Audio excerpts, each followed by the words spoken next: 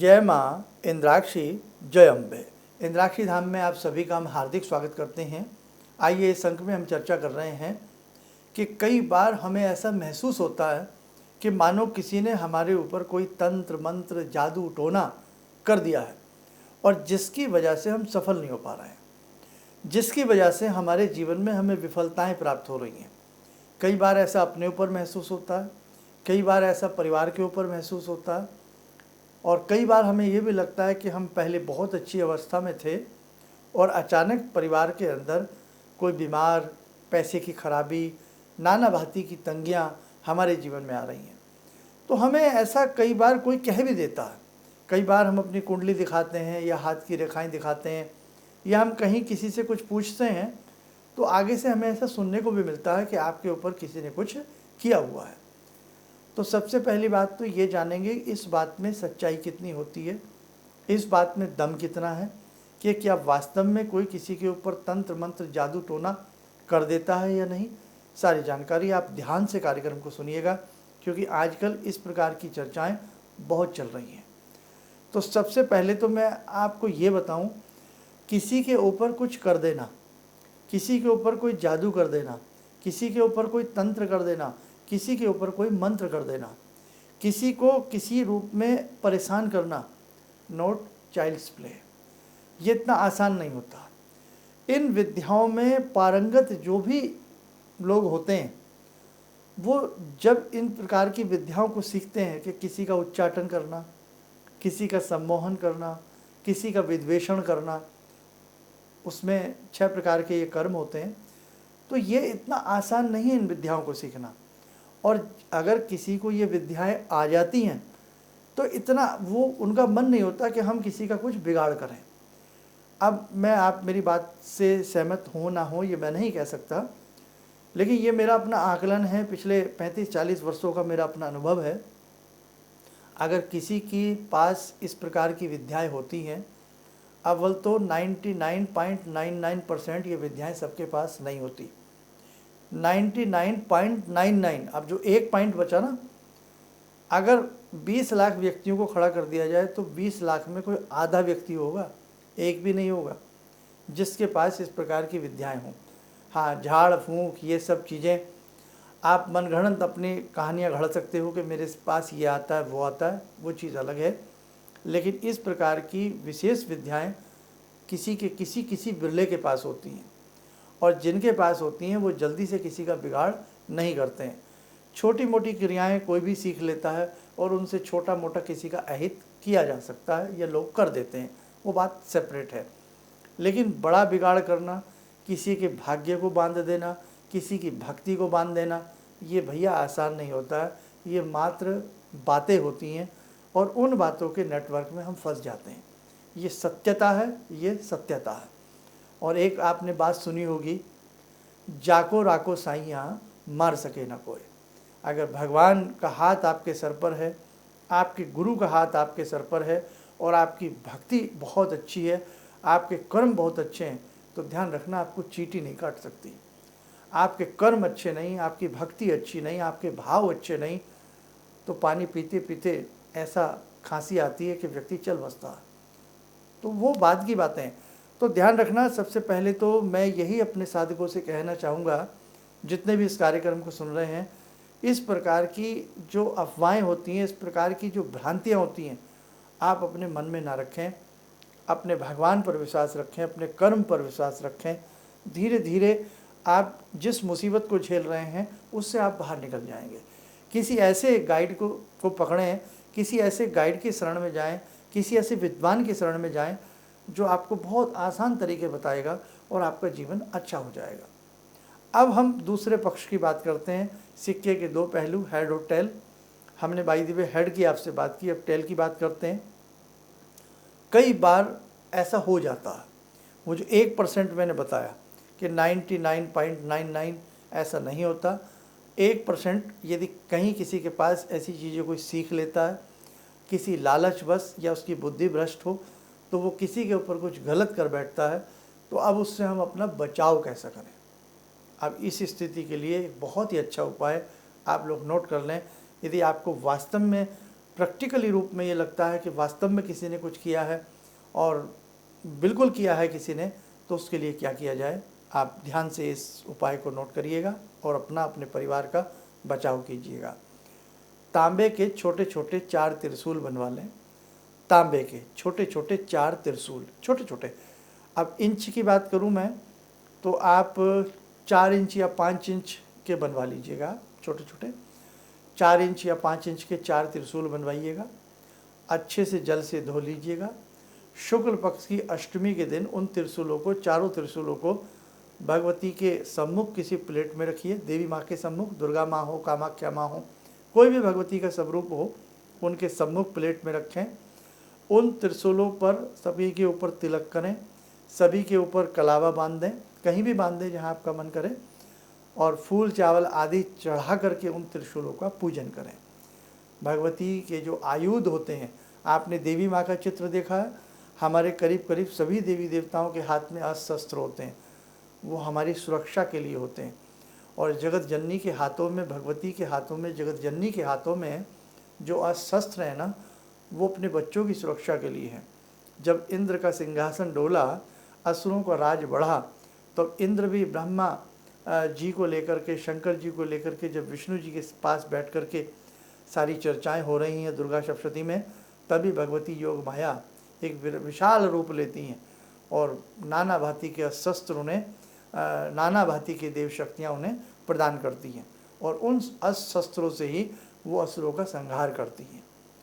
तो ये जो भगवती के आयुध हैं, आयुध माने अस्त्र शस्त्र, जो भगवती के अस्त्र शस्त्र हैं, वो हम सब बच्चों की सुरक्षा के लिए भगवती धारण करती हैं। वो किसी शोभा के लिए नहीं है, वो सुरक्षा के लिए है। तो आप क्या करें, चारों त्रिशूलों को अच्छे से पूजन करके बहुत मन से दुर्गा कवच का पाठ करें। दुर्गा कवच चाहे हिंदी में पढ़ें, चाहे आप संस्कृत में पढ़ें। दुर्गा कवच का पाठ करने के बाद करना कब है, शुक्ल पक्ष की अष्टमी के दिन, भगवती का दिन होता है वो। करने के उपरांत आप उन चारों त्रिशूलों को, यदि आप नया भवन बना रहे हो तो उस प्लॉट के चारों कोनों में आप उसको दबा दें। बस ये ध्यान रखें, जहाँ जहाँ वो त्रिशूल आपने दबाए हैं, किसी भी कॉर्नर पर वहाँ टॉयलेट नहीं आना चाहिए।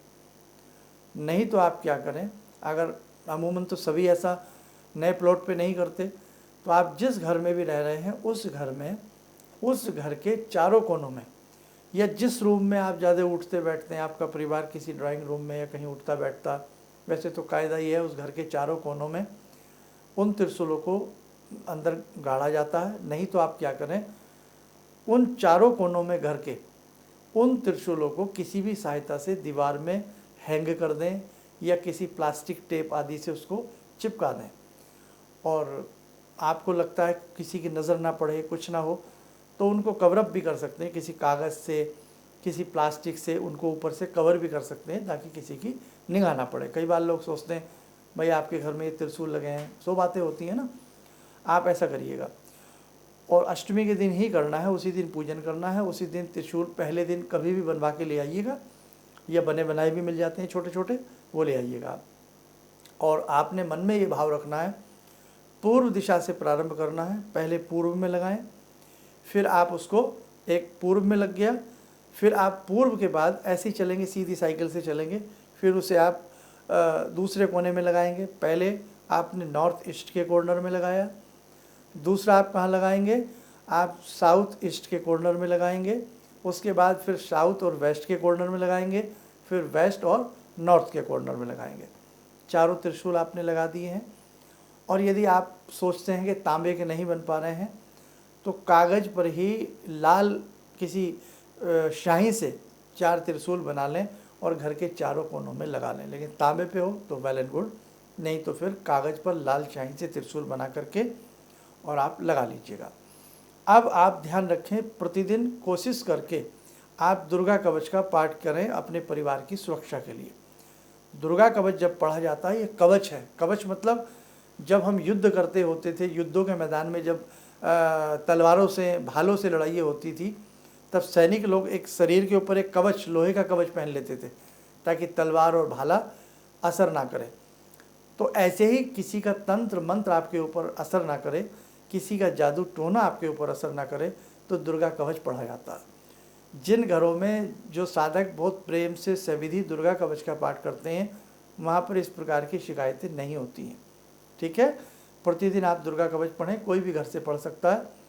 और भगवती के जो अस्त्र हैं, भगवती के जो आयुध हैं, आपके घर में कोई फ़ोटो हो, कुछ भी हो, तो जो भगवती के अस्त्र, जिनको भगवती हाथ में खड़ग है, त्रिशूल है, भाला है, चक्र है, जो भी भगवती का शस्त्र आपको दिख रहे हैं, जैसे चित्र में भी आप हमारे साथ भी देख रहे होंगे, भगवती जगत जननी का जो चित्र लगा है, भगवती विराजमान है, इनके हाथों में जो शस्त्र हैं, तो उनकी कभी कभी आप पूजन किया करें। किसी भी मंदिर में भी जाएं तो भगवती के शस्त्र को पूजन करें, भगवती को प्रणाम करके भगवती के जो शस्त्र होते हैं उनको भी आप प्रणाम किया करें। बेटा ध्यान रखना, आपके परिवार की सुरक्षा होने लगेगी। रियलिटी में आपको लगता है कि आपके ऊपर किसी ने कुछ किया है, उन सब चीज़ों से आप बाहर आ जाओगे।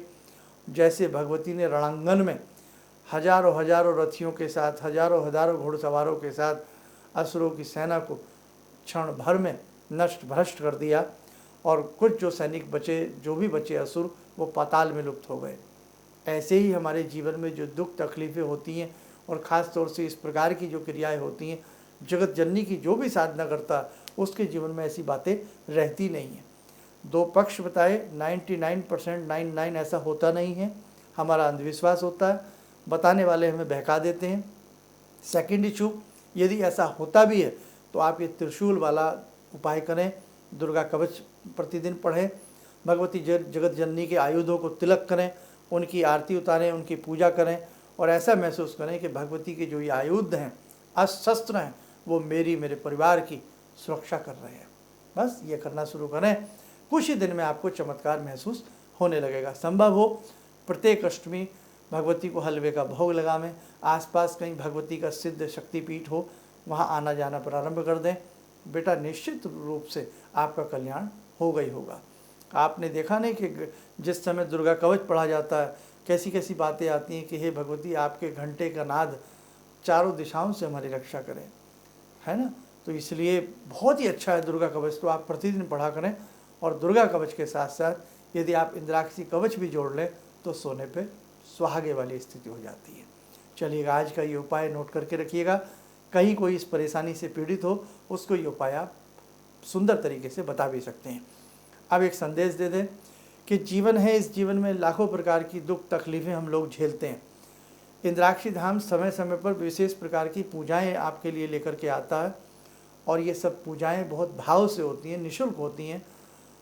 6 सितंबर को भगवान महाकाल की, भगवान शिव की विशंबर की एक विशेष पूजा होने जा रही है, और इस पूजन में आप जरूर भाग लें।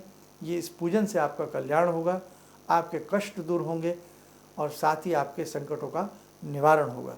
इस पूजन में आइएगा, संडे का दिन है, पूजन 10 बजे के आसपास से प्रारंभ हो जाएगा। और इस पूजन में आप जैसे कि जानते ही हैं, सभी को श्रावण मास के सिद्ध किए गए रुद्राक्ष प्रसाद के रूप में दिए जाएंगे। ठीक है, तो जल्द से जल्द अपना नाम नंबर लिखवा दीजिएगा। ये हम इसीलिए बोलते हैं क्योंकि हमें भी पता लग जाए कि भाई कितने रुद्राक्ष हम वितरित करने हैं और कितने साधकों की पूजा का अरेंजमेंट हमें करना होता। इसलिए बहुत लोग नाम नहीं लिखवाते हैं और वो आ जाते हैं। तो आप आइएगा, आपका स्वागत है, लेकिन यदि आप नाम नंबर लिखवा दें तो हमारी सुविधा अच्छी हो जाती है और हम आपकी सुविधा का ध्यान अच्छे से रख पाते हैं। चलिएगा, समय हो चला आज की ध्यान साधना का। जुड़ते हैं जगत जननी माँ जगदम्बा से। ॐ सिन्दूरारुणविग्रहां त्रिनयनां माणिक्यमूलस्फुरात् स्तारानायकशेखरं स्मितमुखी भापेन वक्षोरुवां पाणिभ्यामलपूर्णरत्नचषकां रत्नोत्परां बिभ्रति सौम्यां रत्नगटस्थरक्तचरणां ध्यायेत् पराम् अम्बिकां खड्गं चक्रगदेषु चापपरिगान् शूलम्बुशुण्डिं शिरा शङ्खं समदधतीं करे स्त्रीनयनां सर्वाङ्गभूषावृतां नीलासमद्युतिमास्य पाददशकां सेवे महाकालिकां यामास्तो स्वपितैहरो कमलजो हन्तुं मधुं कैटवम् विद्युद्दाम समप्रभां मृगपते स्कन्दस्थितां भीषणां कन्या विहकरवालखेटविलसा धस्ताविरासेवितां हस्तैश्चक्रगदाशिखेटविशिखां चापं गुणं तर्जनीं विप्राणामलिलात्मिकां शशिधरां दुर्गां त्रिनेत्रां भजे। कवच बना लें, ध्यान करें, भगवती का शुभ आशीष हम सबके ऊपर बरस रहा है।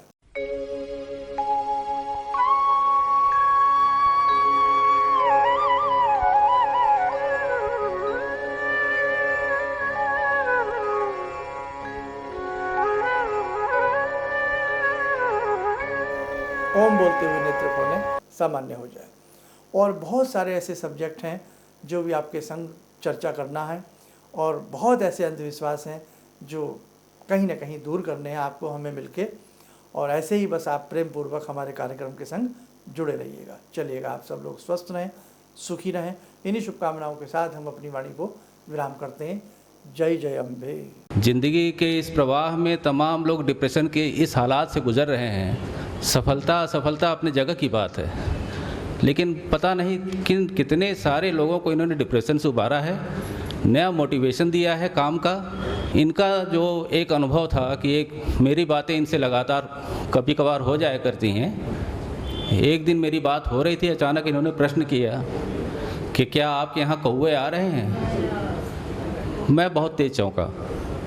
करीब 4-5 दिनों से कौवों का झुंड मेरे घर पे मंडरा था। तो मैं यही सोचने परेशान था, ये शुभ है अशुभ है, क्या चीज़ है।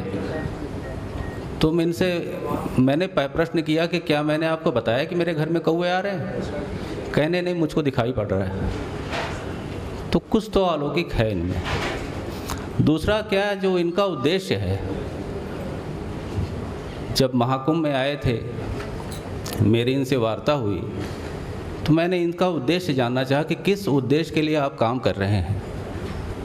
तो जो उद्देश्य उन्होंने मुझको बताया, मैं मन से इनके उद्देश्य के साथ जुड़ गया। इनके साथ तो जुड़ा था ही, अब इनके उद्देश्य के साथ भी हूँ मैं।